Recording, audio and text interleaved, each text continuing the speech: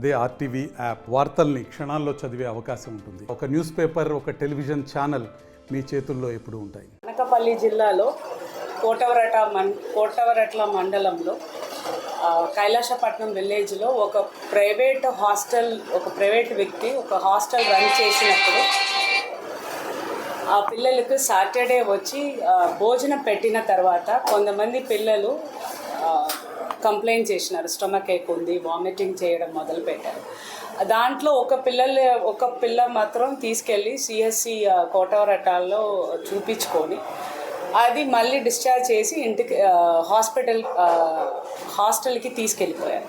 వెళ్ళిపోయిన తర్వాత next day morning మళ్ళీ అదే పాస్టర్ 2 పిల్లల్ని తీసుకొని హాస్పిటల్ వచ్చి వాళ్ళకి మళ్ళీ చూపించారు. ఇలాగే వామిటింగ్ చేస్తున్నారు అని కంప్లైంట్ చేసి తర్వాత డాక్టర్స్ ఎగ్జామిన్ చేసి వాళ్ళకి సలైన్ పెట్టించి వాళ్ళని కూడా పేరెంట్స్తో సగా డిశ్చార్జ్ చేయడం జరిగింది. రెఫరెన్స్ ఎందుకు నర్సీపట్నం హాస్పిటల్కి ఇమ్మని పేరెంట్సే అడిగినది జరిగిన తర్వాత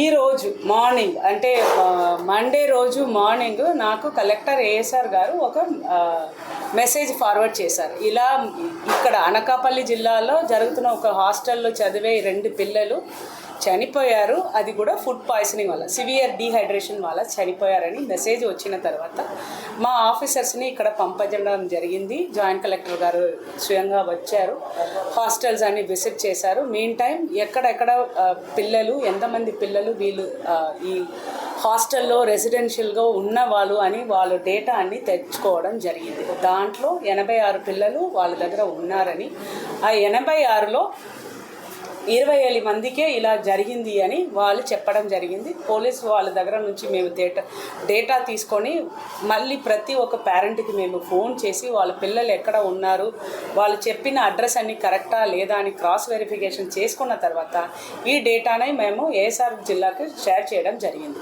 చాలామంది పిల్లలు అక్కడ ఉన్న చింతపల్లి మండలాల నుంచి వచ్చిన పిల్లలు.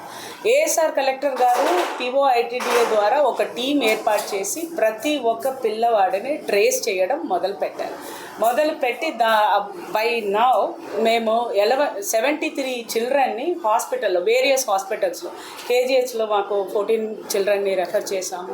నర్సీపట్నం ఏరియా హాస్టల్లో పిల్లలు ఉన్నారు.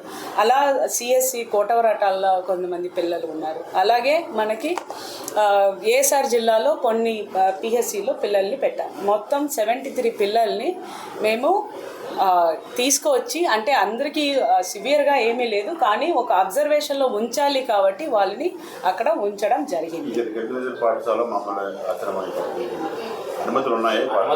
ఈ పాఠశాలకి వెరిఫికేషన్ చేసిన తర్వాత మేము అసర్టైన్ చేసినది ఏంటంటే దీనికి ఎలాంటి పర్మిషన్స్ అనేది లేదు.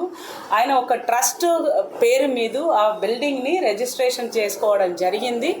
ఆ ట్రస్ట్ని ఇలా హాస్టల్ రన్ చేయాలి, పిల్లల్ని తీసుకొచ్చి ఇక్కడ హాస్టల్ రన్ చేయాలి అని ఎలాంటి పర్మిషన్ తీసుకోలేదు. అలా చేసి ఉంటే మాకు చైల్డ్ ప్రొటెక్షన్ ఆఫీసర్స్ ఉంటారు, వాళ్ళు ప్రతి మంత్ వచ్చి ఇలాంటి ప్రైవేట్ హాస్టల్స్ని తనిఖీలు చేయడం జరుగుతాయి. ఇది మా గవర్నమెంట్ సిస్టంలోనే వాళ్ళు రాలేదు కాబట్టి ఇలా ఒకటి ఎగ్జిస్టెన్స్ ఉన్నది మాకు తెలియకుండా ఇలా ఒక దుర్ఘటన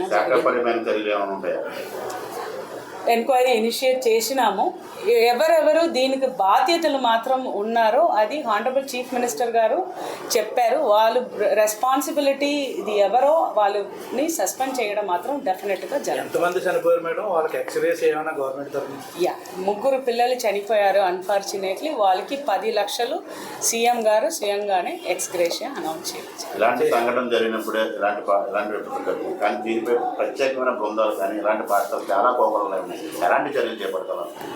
ఇప్పుడు దీనిపైన మేము ఒక కమిటీ కన్వీన్ చేస్తాము. దాని ప్రతి ఒక్క ఊరిలో ఎవరైనా ఇలా అనుమతి లేకుండా హాస్టల్స్ అలా హాస్టల్ లైక్ ఫెసిలిటీ ఏదైనా రన్ చేస్తే వాళ్ళని డెఫినెట్గా మేము ఆల్టర్నేట్ ఫెసిలిటీ చేసి పిల్లల్ని షిఫ్ట్ చేసేసి అది వాళ్ళ మీద ఎలాంటి లీగల్గా యాక్షన్ తీసుకోవాలో డెఫినెట్గా తీసుకుంటాం. హైదరాబాద్ సుచిత్ర సర్కిల్ కి ఒక విశేషం. మీ లలిత జ్యువెలరీ సుచిత్ర సర్కిల్ కి వచ్చేసింది. ఆగస్ట్ 18న బ్రహ్మాండమైన ప్రారంభోత్సవం. Lalitha jewellery, A block, green park avenue, Suchitra road. మీ లలిత జ్యువెలరీలో ధరలు చెక్ చేయండి. డబ్బులు చాలా చాలా ఆదా చేస్తారు. డబ్బులు ఎవరికి? ఊరికే రావు.